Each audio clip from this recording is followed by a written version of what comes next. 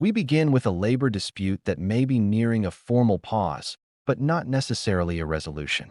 In Canada, postal workers are being urged by their union leadership to accept tentative agreements covering both urban and rural operations.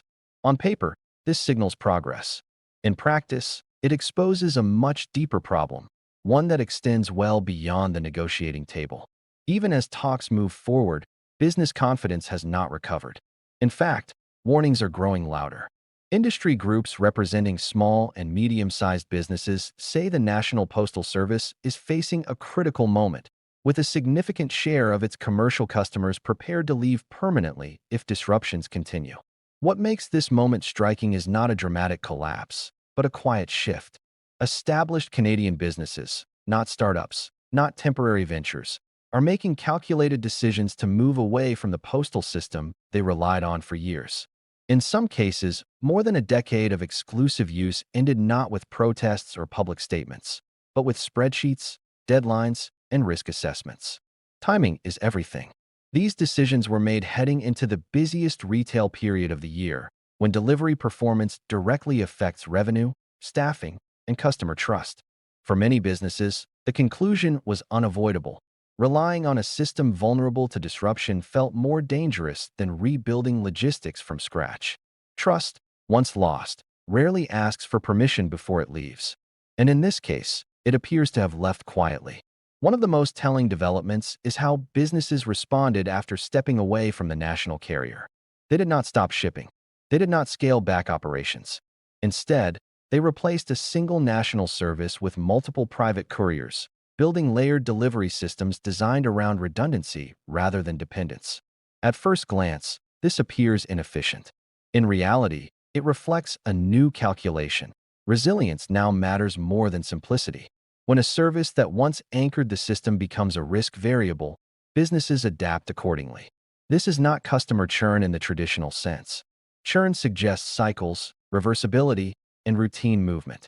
What is happening here is judgment. Businesses are designing their operations as if service interruptions are not rare events, but predictable conditions that must be planned around. Data from business organizations reinforces this shift. A notable share of small businesses already stopped using the postal service after previous labor disruptions. Many more say they would do so again if another prolonged interruption occurs.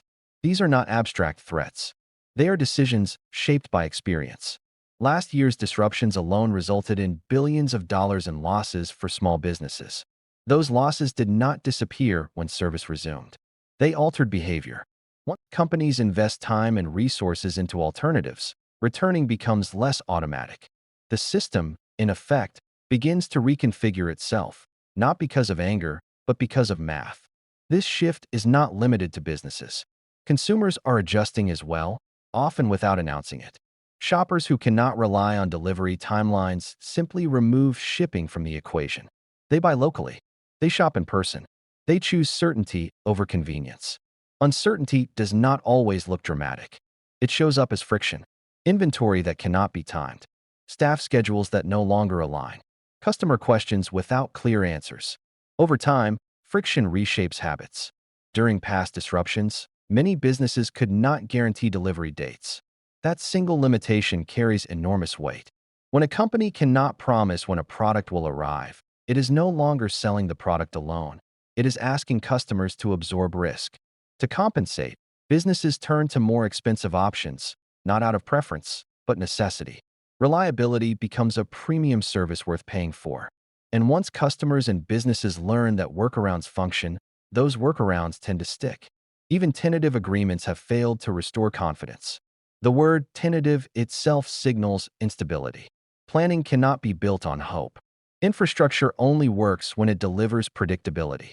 As these adjustments accumulate, volume declines from both ends. Businesses reduce reliance. Consumers reduce demand. The result is a gradual erosion that is difficult to reverse, even when labor disputes pause. Overlaying this labor conflict is a much longer trend. Traditional mail volumes have been declining for nearly 2 decades, driven by digital substitution and changing communication habits. Financial reports show sustained losses, with recent quarters marking the largest deficits in the organization's history. These numbers are not sudden.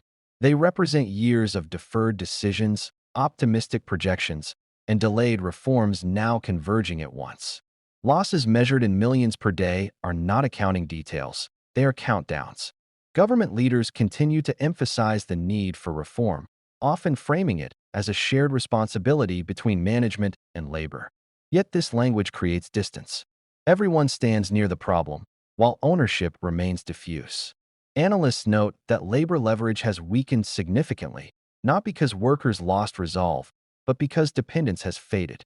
Nationwide shutdowns once halted the country. Today, alternatives soften the impact.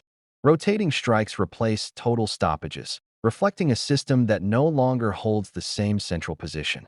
The National Postal Service is not disappearing, but its role is changing from default infrastructure to optional provider, from backbone to backup. This transition did not arrive through legislation or announcements. It emerged through thousands of individual decisions made under pressure. That is often how large systems lose their place, not through collapse, but through reclassification. As negotiations move forward, the challenge is no longer just reaching an agreement. It is rebuilding confidence in a system that many have already learned how to live without.